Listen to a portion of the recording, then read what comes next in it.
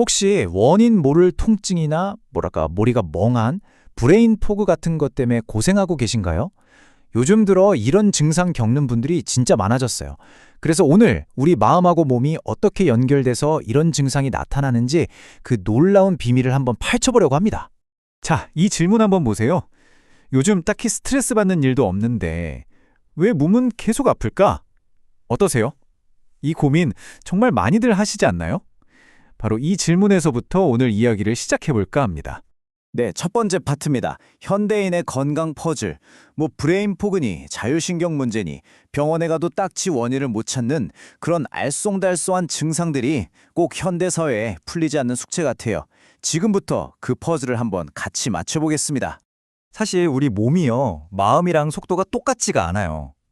마음은 이제 다 괜찮아졌어 라고 생각할지 몰라도 우리 몸은 과거의 그 힘들었던 시간을 전부 기억하고 있거든요. 그래서 여전히 혼자서 비상경계태세를 풀지 못하고 있는 걸 수 있다는 거죠.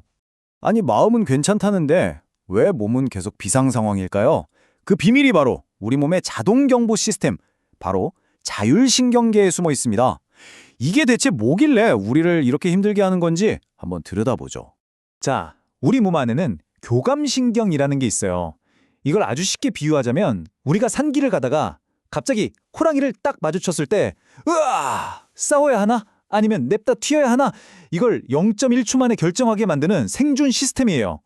바로 이 시스템이 오늘 이야기의 가장 중요한 열쇠입니다. 그래서 어떤 전문가분은 이걸 이렇게 표현하시더라고요. 저는 이걸 합선에 비유합니다. 전류가 새는 곳이 있으면 차단기가 계속 내려가는 것과 같죠. 와, 이 비유 정말 기가 막히지 않나요? 만성적인 자율신경 문제를 전기 합선으로 설명하는 거예요. 그러니까 극심한 스트레스나 과로가 너무 오랫동안 지속되면 이 교감신경계가 계속 켜져 있다가 결국 과열돼서 고장이 나버리는 거죠. 마치 낡은 집의 전기회로처럼요. 그러다 결국 시스템 전체가 셧다운되는 그런 상태까지 이르게 되는 겁니다. 그런데 여기서 진짜 중요한 게 있어요. 이 전기가 새는, 즉 누전의 원인이요, 지금 당장 내가 느끼는 스트레스가 아닐 수도 있다는 거예요. 이게 핵심입니다. 오히려 까마득한 옛날에 겪었던 어떤 트라우마라던가 가슴 깊이 묻어뒀던 오래된 원망 같은 거 있잖아요. 그런 해결되지 않은 감정들이 잠재의식 속에서 계속 아주 조용히 우리 몸의 경보 스위치를 누르고 있는 거죠. 자, 이렇게 한번 합선이 일어나잖아요. 그럼 문제가 거기서 끝나면 좋은데 그렇지가 않습니다. 그때부터는 통증하고 스트레스가 서로 꼬리에 꼬리를 물고 뱅뱅 도는 정말 빠져나오기 힘든 악순환의 고리가 만들어져 버려요. 이 과정이 바로 이건데요. 한번 보시죠.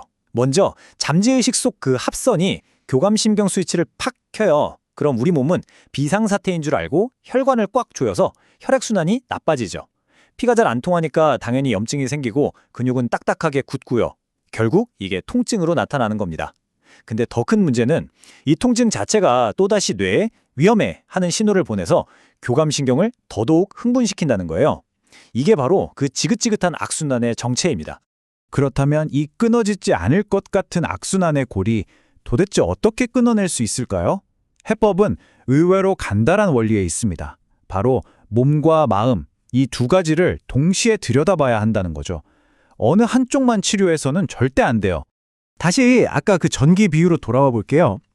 몸의 통증을 치료하는 건요, 일단 급한 불 끄는 것처럼 내려간 차단기를 다시 올리는 행위와 같아요.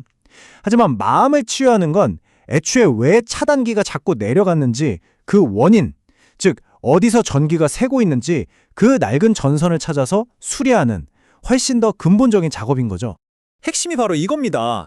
전기가 줄줄 새는 그 낡은 전선은 그대로 놔두고 차단기만 계속 올렸다 내렸다 하면 어떻게 될까요? 불보듯 뻔하죠. 차단기는 또 내려갈 겁니다.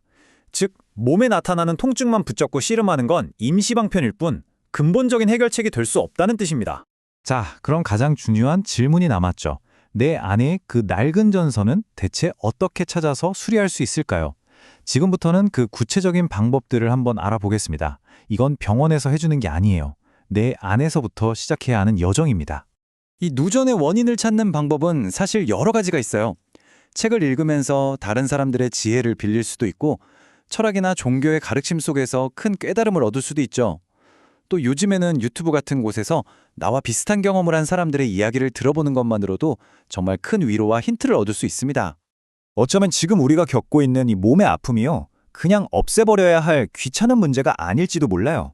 이봐, 이제는 너 자신에 대해 그리고 네가 어떻게 살아왔는지에 대해 진지하게 공부할 때가 됐어. 라고 우리 몸이 보내는 아주 강력한 신호일 수 있다는 거죠. 오늘 이야기 이제 마무리할 시간인데요. 마지막으로 이 질문을 여러분께 꼭 드리고 싶습니다. 잠시 눈을 감고 내 몸의 소리에 귀를 기울여 보세요. 당신의 몸은 지금 당신에게 어떤 신호를 보내고 있나요? 그 신호의 의미를 알아차리는 것, 그 여정이 바로 진짜 치유의 시작일 겁니다.